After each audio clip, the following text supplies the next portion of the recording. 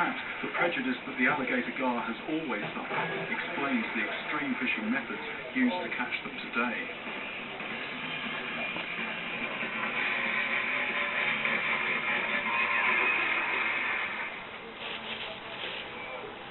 Unless they get the protection they need to reach full size, giant alligator gar may well be wiped out.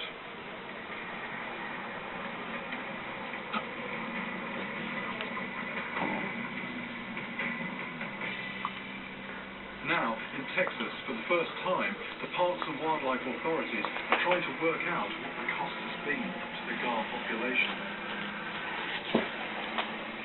On the lower Trinity, we're en route to set what are called jug lines, baited hooks attached to floats. Our plan is to catch as many gator gar as possible and then monitor them with electronic tags.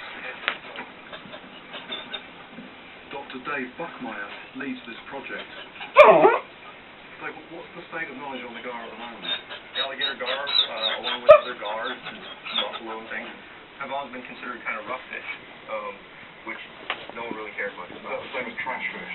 Trash fish would be another common name for it. And so there was actually even efforts to try and eradicate alligator gar and other gars from populations because they were believed to have eaten desirable fish, if you will, largemouth bass and things that we have, catfish. They have recently been listed as vulnerable by the American Fisheries Society, and that's because in most states they're definitely on the decline. So we have some real reasons for concerns about the species. Shall I check this out? Yeah, go ahead. Throw that on a second. And it unwinds itself, does it? Yeah. As the bait sinks, it'll unwind. And then that lies on the bottom. Right. That lies on the bottom, and when the gar come up to feed, they'll kind of come to the bottom, pick up the bait, and usually run with it for 15-20 minutes. And after we're confident they've swallowed it, they'll pick up the bait. Yeah, spinning nicely there. Not much research has yet been done, but it's thought few gator gar reach their maximum lifespan of 60 years. As we move on to set more lines, there's a call from the opposite bank of the river.